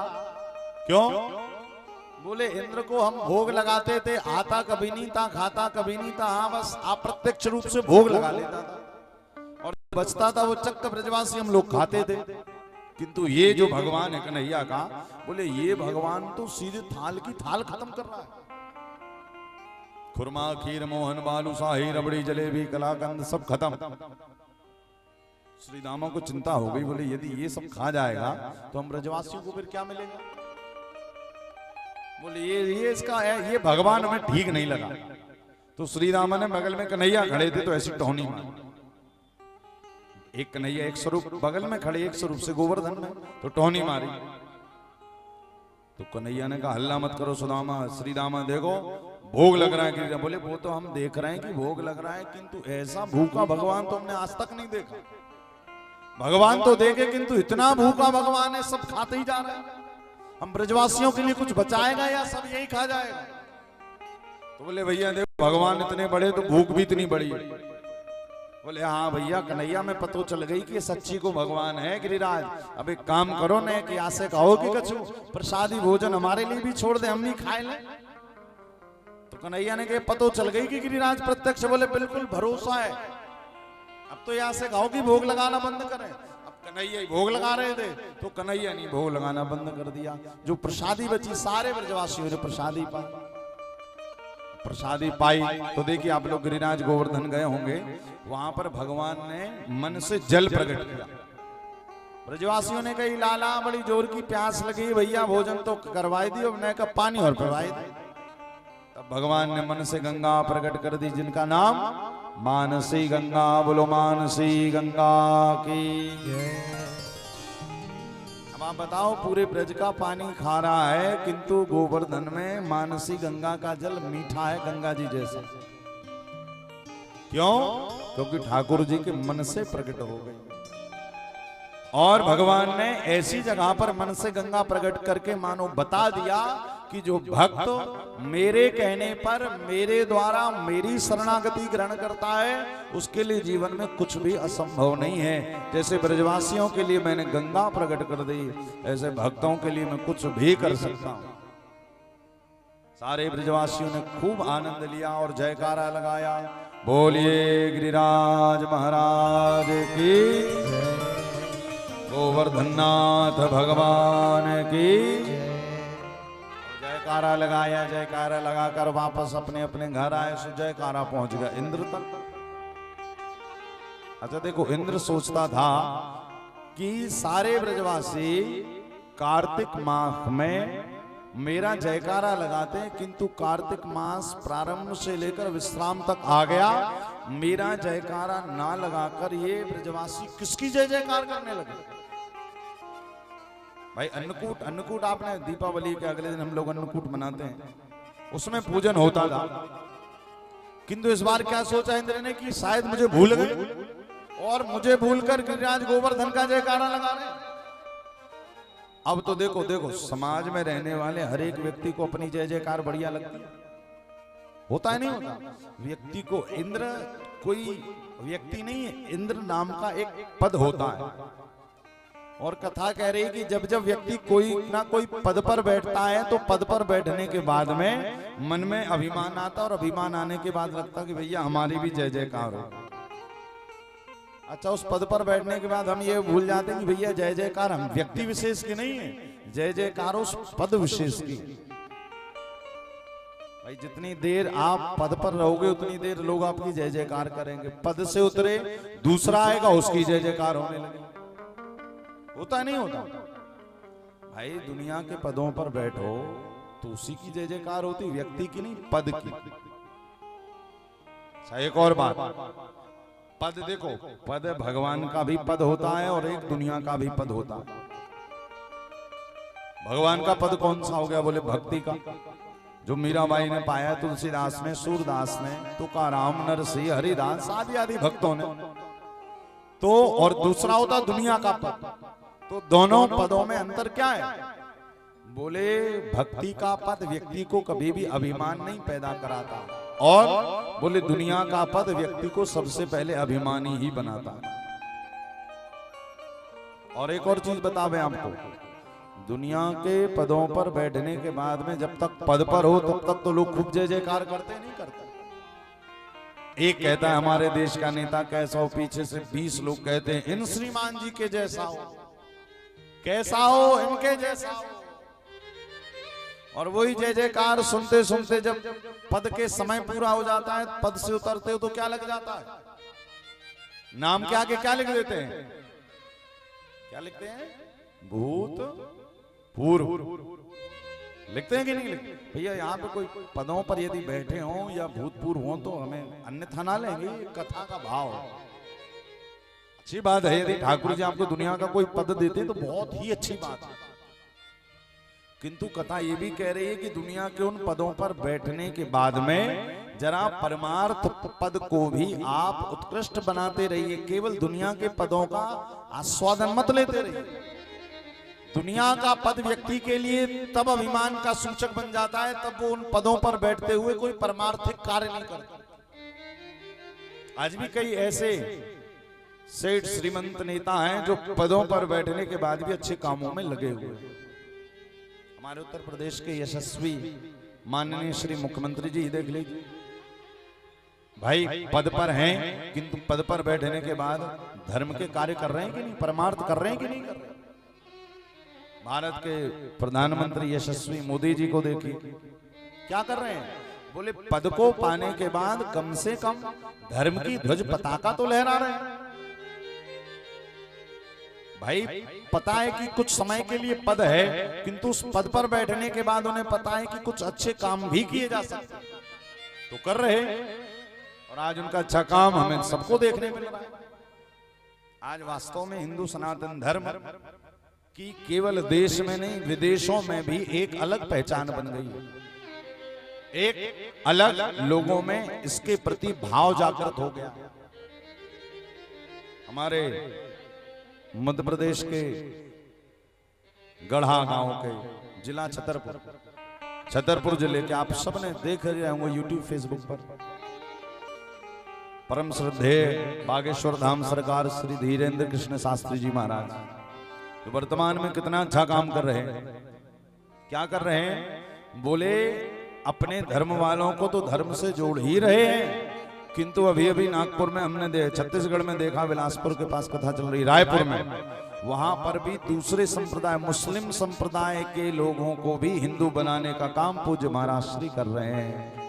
तो ऐसा सनातन धर्म में पहले कभी नहीं हुआ, अब हो रहा है। ये कृपा किसकी है, ये कृपा हमारे धर्म की कृपा है। सनातन का मतलब ही भगवान है।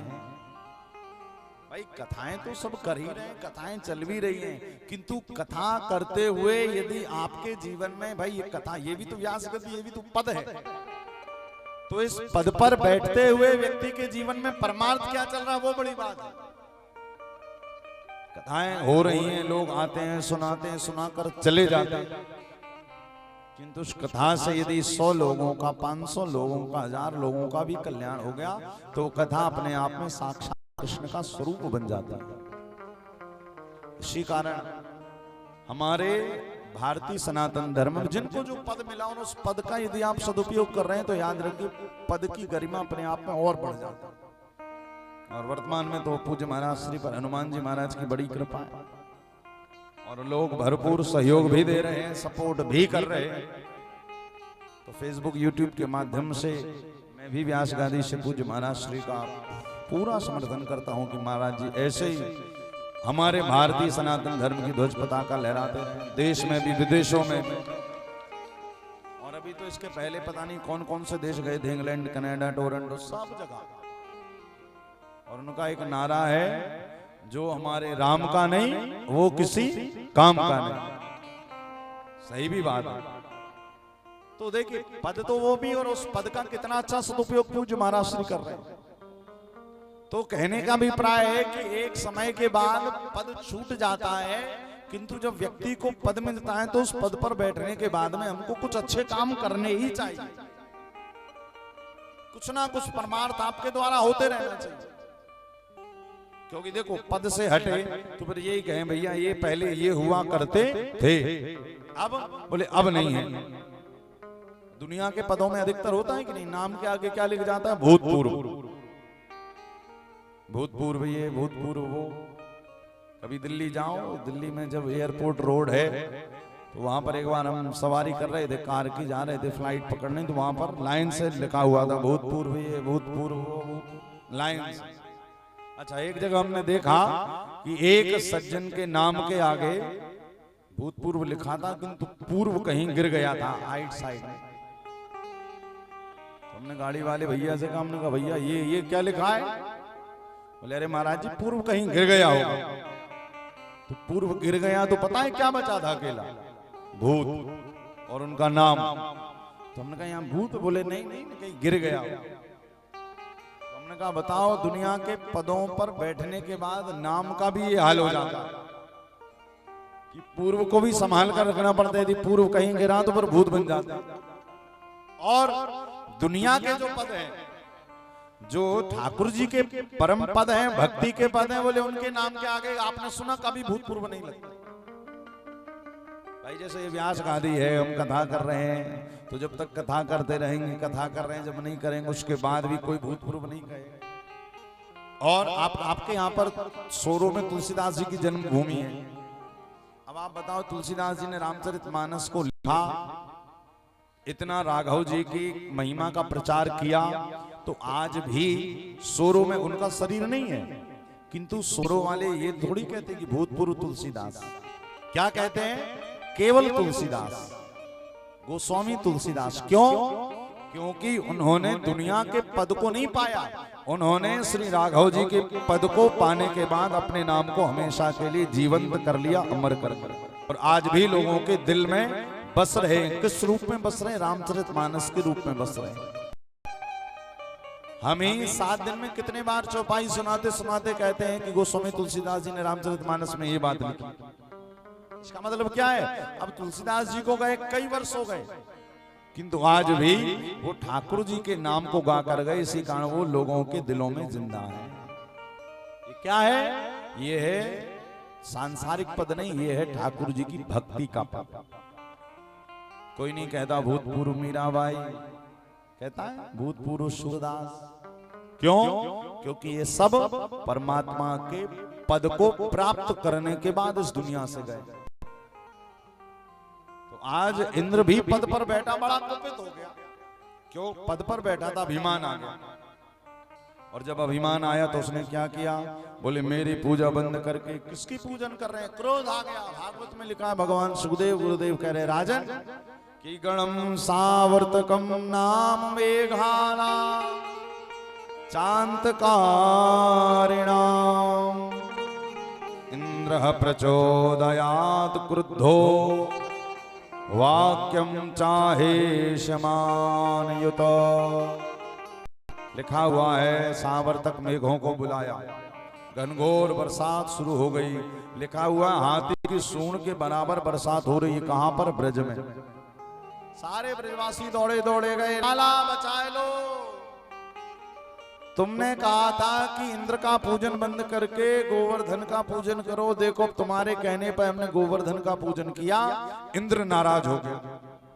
सारे ब्रजवासी, देखिए ठाकुर जी चाहते तो उसी समय, कब? जब ब्रजवासी कन्हैया के पास गए ना मदद मांगने, जब बरसात होने लगी और ब्रजवासियों का सब बह गया, तो चाहते कन्हैया तो उसी समय अपने ब्रह्मत्व का दर्शन कराकर और ब्रजवासियों की पीड़ा को दूर कर देते। भाई वो भगवान है और भगवान सामर्थ्य है, उन्हें क्या किसी चीज की कोई कमी है? इंद्र ने ब्रजवासियों का पाप किया, तुरंत 2 मिनट नहीं लगता और इंद्र की सारी बरसात को बंद कर देते। किंतु भगवान ने सोचा यदि मैं अभी प्रभुत्व का दर्शन कराकर सबकी पीड़ा दूर कर दूंगा तो फिर गिरिराज गोवर्धन की महिमा बढ़ नहीं पाएगी। भगवान ने क्या किया? सारे ब्रजवासियों को ले गए, कहां? गोवर्धन गिरिराज। और कही भैया चलो तुमने जिसका पूजन किया है उसी से मदद मांगो। सारे ब्रजवासी जा रहे हैं और क्या कह रहे हैं? गोवर्धन गिरधारी जी सुध लेना हमारी। गोवर्धन गिरधारी जी सुध लेना हमारी। ओ गोवर्धन गिरधारी जी सुध लेना हमारी। गोवर्धन गिरधारी जी सुध लेना हमारी। लेना हमारी सुध लेना हमारी। लेना हमारी सुध लेना हमारी। लेना हमारी सुध लेना हमारी। लेना हमारी सुध लेना हमारी। मेरे बांके बिहारी जी सुध लेना हमारी। मेरे बांके बिहारी जी सुध लेना हमारी। कभी साथी के साथ बोले गिरिराज महाराज की जय हो।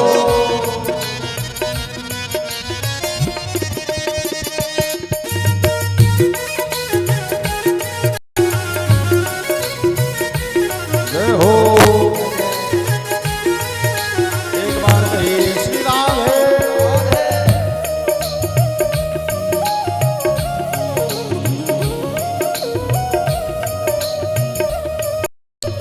नारे जी जय हो।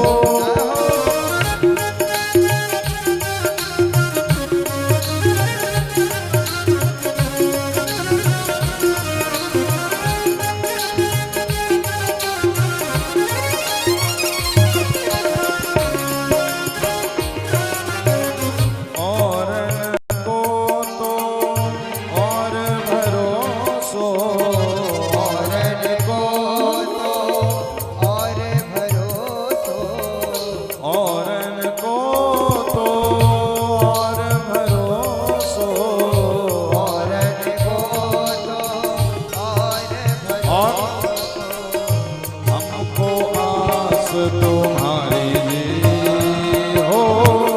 हमको आस तुम्हारी जी सुध लेना हमारी।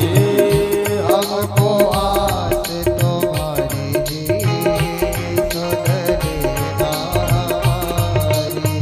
लेना हमारी सुध लेना हमारी।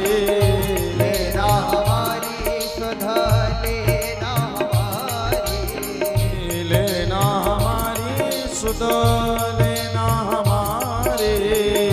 लेना हमारी सुध लेना हमारी। मेरे बांके बिहारी जी सुध लेना हमारी। मेरे बांके बिहारी जी सुध राधे। बोलो बांके बिहारी लाल की जय हो।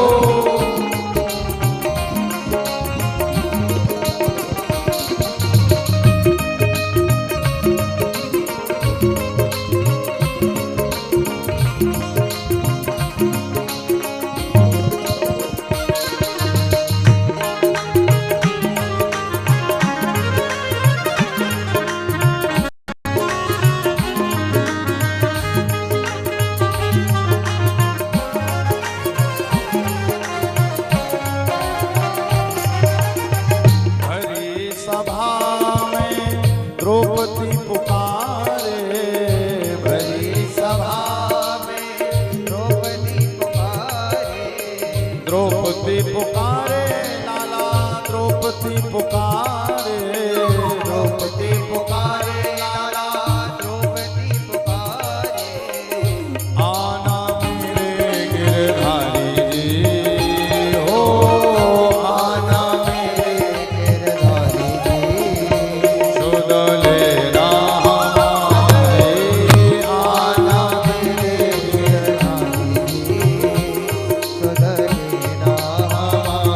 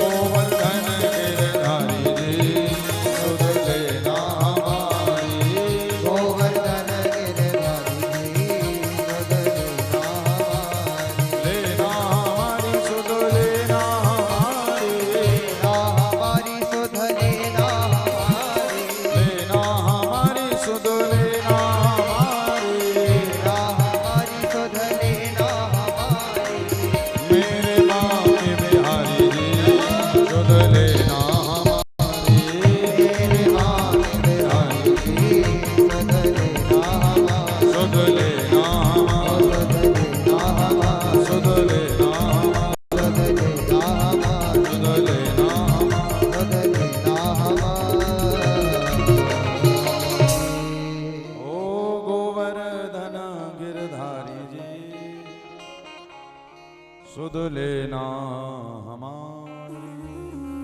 तो आइए आज भगवान के विवाह महोत्सव के दिन कुछ दानदाता भामाशाहों ने अपने उदार मन से हमारे श्री श्यामा सेवा संस्थान में भूमि दान की सेवा पहुंचाई है। तो पहला नाम श्री गोपाल छोटू, रेलवे स्टेशन सोरो से आपने भूमि दान करते हुए 5100 रुपए की सेवा राशि दी। जरा जोरदार तालियों से आपका स्वागत वंदन।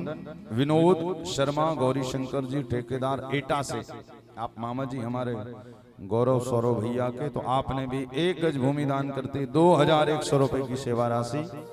अमित शर्मा मथुरा से लालो बुआ जी, आपने भी भूमि दान की सेवा करते हुए 2100 रुपए की सेवा राशि। उर्मिला देवी स्वर्गीय सुखराम तिवारी, ब्रजभूषण तिवारी जी सोरो से दादी जी, आपने भी 1 गज की सेवा 2100 रुपए। और राम कुमारी स्वर्गीय सुरेश चंद्र मोहल्लेदार सोरो से, आपने भी 2100 रुपए की सेवा राशि। गुप्तदान है सोरो से भूमि दान का 2000 रुपए का, और गौ सेवा के लिए भी सेवा पुष्प राशि है। तो जरा एक बार दानदाताओं के लिए जोरदार ताली बजा दीजिए आप लोग कि ठाकुर जी इनकी सारी मनोरथ पूर्ण करें। और एक और नाम आया है स्वर्गीय श्री अवधेश कुमार शर्मा, रेलवे रोड सोरो, पिताजी एवं स्वर्गीय श्रीमती विमला देवी ANM CHC सोरो से माता जी के पुत्र अभिषेक शर्मा व पुत्री मानसी शर्मा ने अपने माता पिता की स्मृति में 5 गज भूमि दान देते हुए 11000 रुपए की सेवा राशि दी है। जरा जोरदार तालियां, ये ताली पीछे वाले जरा जोर से बजाओ। दानदाताओं के लिए तो ताली देखो बनती है भैया, क्योंकि ये दिल खोल कर देते हैं। और ठाकुर जी के चरणों में प्रार्थना है कि जो भी सेवा दे रहे हैं और जो मन बना रहे हैं, तो भैया अब 2 दिन और शेष हैं। आपकी सोरो की धरती पर कथा चल रही है, तो आप भी भाव बनाइए और दिल खोलकर हमारे ब्रज भूमि में बनने वाले श्री श्यामा सेवाश्रम के लिए जरूर अपने भाव प्रकट करिए, अपना संकल्प लीजिए और दिल खोलकर भूमि दान करिए। क्योंकि मैंने कल भी कहा था कि वृंदावन की भूमि साधारण नहीं है, वृंदावन की भूमि यानी साक्षात श्री राधा कृष्ण का दान है। जैसे सोरो की भूमि साधारण नहीं है, वैसे ही हमारे वृंदावन की भूमि भी साधारण नहीं है। जहां का एक कण गौर यानी श्री राधा रानी है, एक कण काले यानी हमारे श्री श्याम सुंदर है, तो उनका दान कर रहे हैं। वैसे भी आप जो अपने लिए बनाएंगे वो बेटा बांट लेगा, बेटी बांट लेगी, पोता बांट लेगा, घर की महल अट्टालिकाएं बट जाएंगी, किंतु याद रखिएगा हमारे श्री धाम वृंदावन में बनने वाला बटेगा नहीं, सीधे बांके बिहारी लाल के चरणों में चला जाएगा, उसे कोई नहीं बांटेगा। अखंड है। आप जब तक धरती पर रहोगे तब तक, और नहीं रहोगे उसके बाद भी वृंदावन में वो श्यामा सेवाश्रम भक्तों के लिए आनंदमय देगा। भाई इसी कारण देखिए परमार्थ, मैंने अभी कहा था ना इसके पहले कि परमार्थ काम के लिए व्यक्ति को देना ही चाहिए। अभी का आपने देखा जब मोदी जी ने राम मंदिर की घोषणा की, तो पूरे भारतीयों से आह्वान किया कि सब लोग अपने अपने घर से कुछ ना कुछ सेवाएं भेजें। भाई चाहते तो क्या मोदी जी मंदिर नहीं बनवा पाते? भारतीय प्रशासन, भारतीय शासन, भारतीय अर्थव्यवस्था क्या इतनी मजबूत नहीं कि राम मंदिर बना दे? किंतु नहीं, उन्होंने कहा यदि अकेला भारत सरकार बना लेगा तो फिर लोगों की श्रद्धा नहीं होगी। क्या किया? सबसे एक एक ईंट, 2 ईंट, 5 ईंट, जिसका जितना सामर्थ्य था सबको जोड़ा, और उस अभियान से क्या हुआ? संपूर्ण भारतवर्ष राम मंदिर से जुड़ गया। कहीं कहीं बच्चों को पता भी नहीं था, किंतु जब उनके घर से डोनेशन गया राम मंदिर के लिए तो वो भी जुड़ गए। क्यों जुड़ गए? कि हमारे घर से भी राम मंदिर के लिए गया है। तो देखिए हमारा थोड़ा थोड़ा अंशदान बनकर यदि किसी सनातन धर्म के मंदिर में लगे, परमार्थ में लगे, तो हमारा ही धर्म का उत्थान होने वाला है। भाई हर सनातनी धर्मी को अपने धर्म के बारे में ही सोचना पड़ेगा, कोई दूसरा नहीं सोचेगा बाहर से आकर। आप जरूर सोचिए। और वृंदावन में जब मंदिर बनकर तैयार हो जाएगा श्यामा सेवाश्रम, तो भैया कभी भी आ जाओ। रोज कह रहे वहां पे एक व्यवस्था तो हमने 24 घंटे की शुरू की, श्री राधा रानी रसोई। अभी भी वृंदावन में जब कथाएं होती हैं तो आप YouTube में देखिएगा कि हम लोग अन्य क्षेत्र चलाते हैं, किंतु परिक्रमा मार्ग में रास्ते पे चलता है। रास्ते में जब चलता है तो भक्त लोग खाते हैं और रोड पर भी डाल देते हैं, तो कई बार पैरों के नीचे आ जाता है भोजन। और हमारे यहाँ पे कहते हैं भैया, संत का क्षण और अन्न का कण कभी भी बर्बाद नहीं करना चाहिए।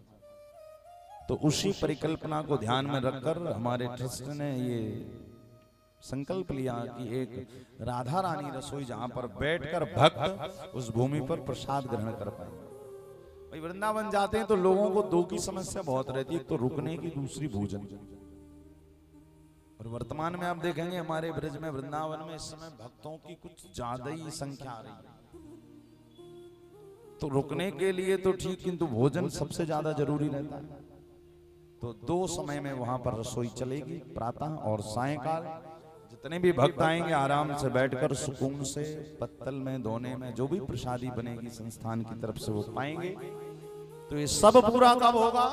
जब आप जैसे भक्त, आप जैसे भामाशाह दानी महात्मा अपने धन रूपी लक्ष्मी का सदुपयोग करें। भाई देखिए, गिरिराज गोवर्धन उठाते तो कन्हैया ही है, किंतु सारे ब्रजवासी अपनी अपनी लठियां लगाते कि नहीं लगाते? तो ऐसे ही आश्रम तो ठाकुर जी बनवाएंगे, किंतु थोड़े थोड़े दानदाता अपनी अपनी दान की लठियां लगाएंगे तो सब आश्रम जल्दी बन जाए।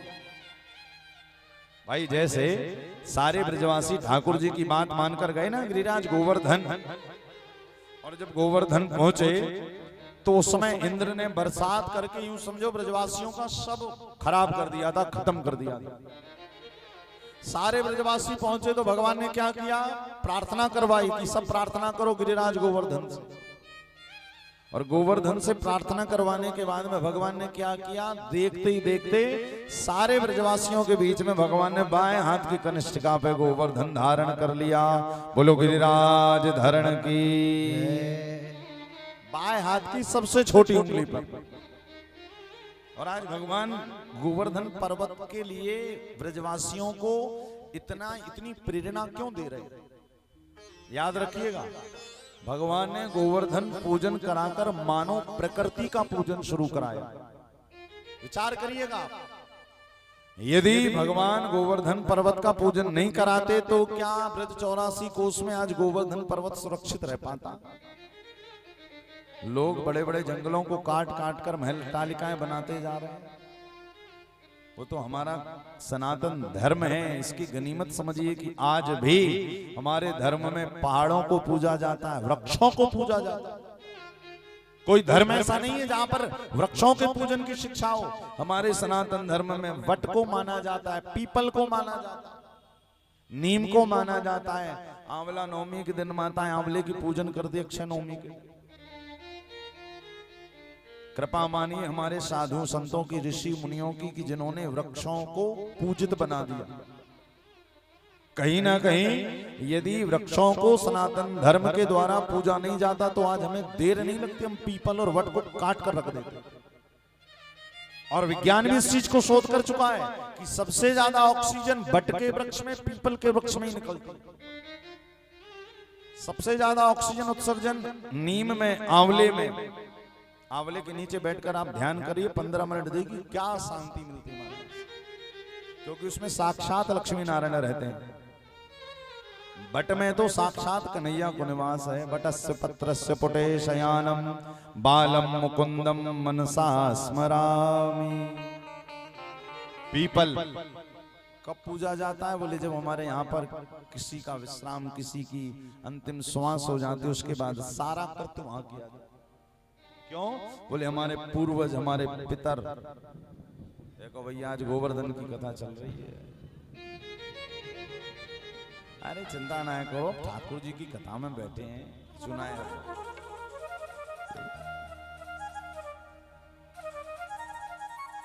बोलिए गिरिराज महाराज की।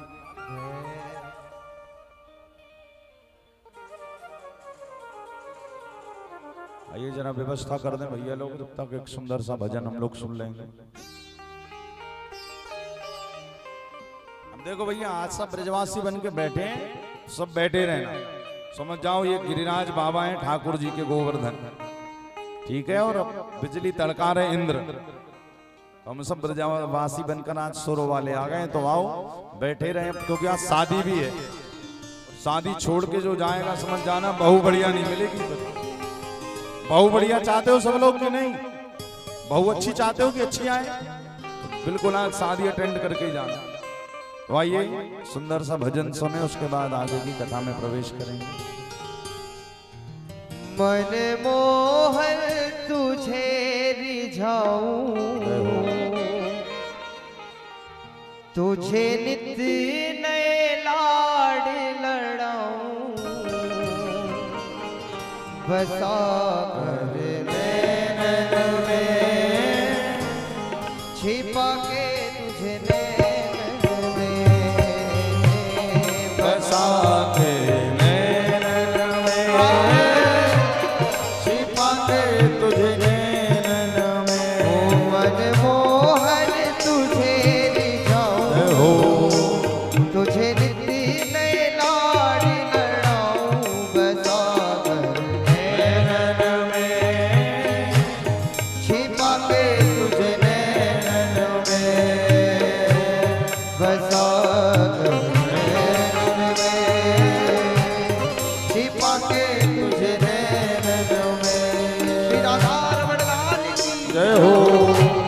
सभी ताली के साथ गाइए श्री राधा।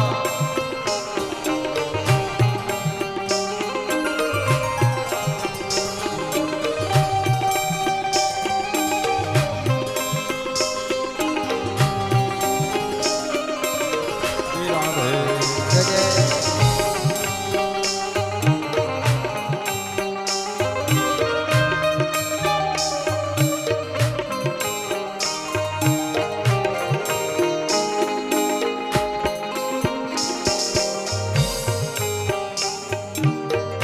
गीत बन जाऊं तेरी बांसुरी के स्वर का, इठलाते पर खाते पत्नी कमर का।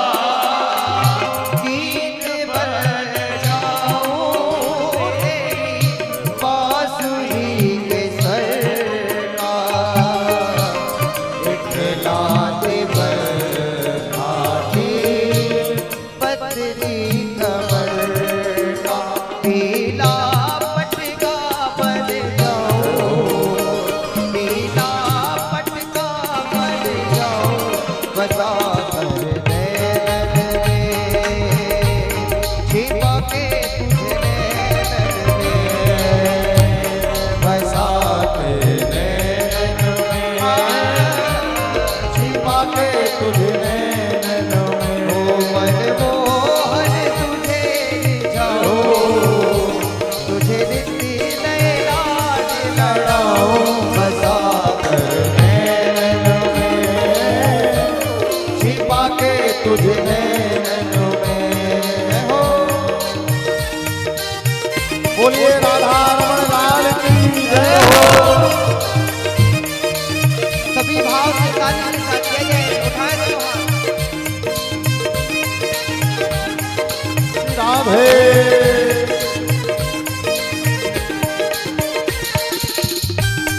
बलहारी शिवा के हरिदास। जय हो।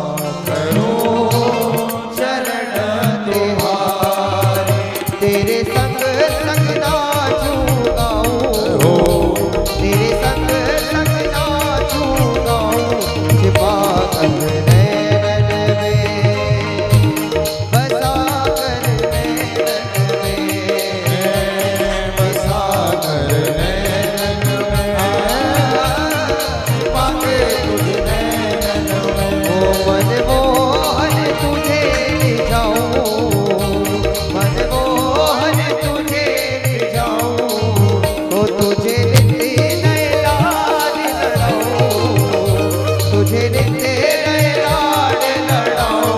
बसा कर नैनन में, छिपा के तुझ नैनन में, बसा कर नैनन में, छिपा के तुझ नैनन में। राधा रमण लाल की जय हो। जय हो।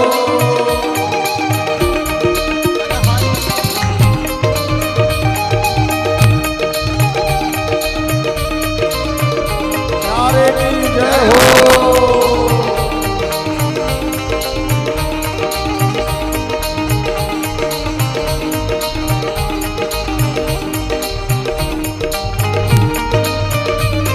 शिवा के हनुमान की जय हो।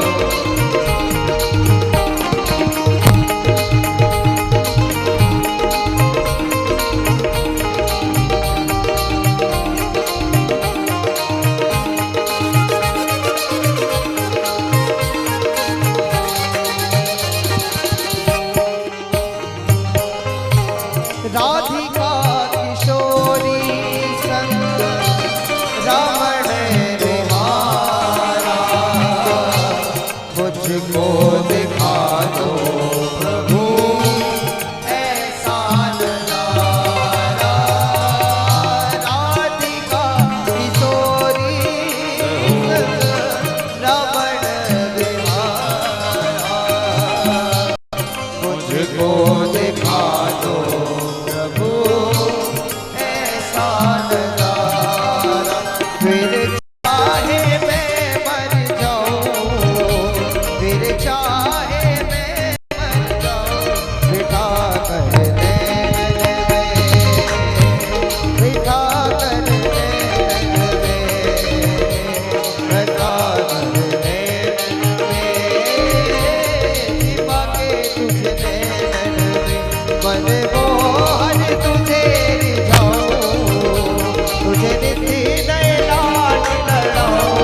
बसा कर नैनन में, छिपा के तुझे नैनन में, बसा कर नैनन में, छिपा के तुझे नैनन में, बसा कर नैनन में, छिपा के तुझे नैनन में, बसा कर नैनन में, छिपा के तुझे नैनन में। बोलिए राधा रमण लाल की। बसा कर नैनन में, छिपा के तुझे नैनन में। बसा कर नैनन में, छिपा के तुझे नैनन में।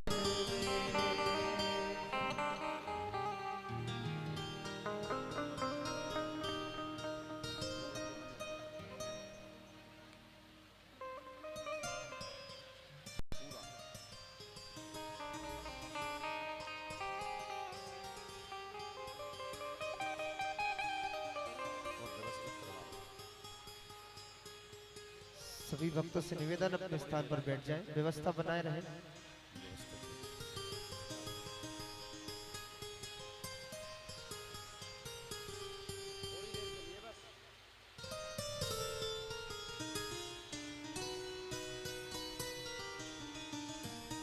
सभी माताओं से निवेदन अपने स्थान पर बैठ जाएं।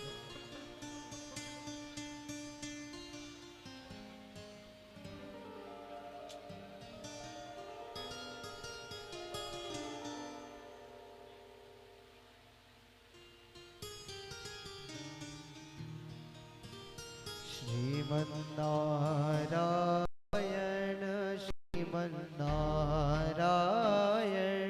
श्रीमन्नारायण श्रीमन नारायण नारायण नारायण श्रीमन नारायण श्रीमन नारायण श्रीमन नारायण नारायण नारायण श्रीमन नारायण श्रीमन नारायण श्रीमन नारायण नारायण नारायण।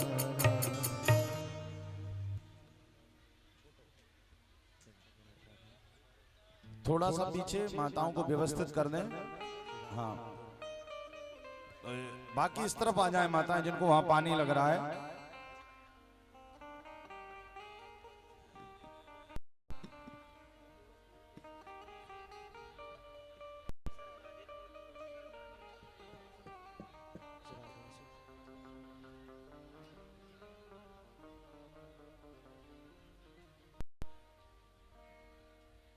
चलिए, रुक गया, थोड़ी देर के लिए आई थी बारिश। सब लोग व्यवस्थित बैठ जाएं।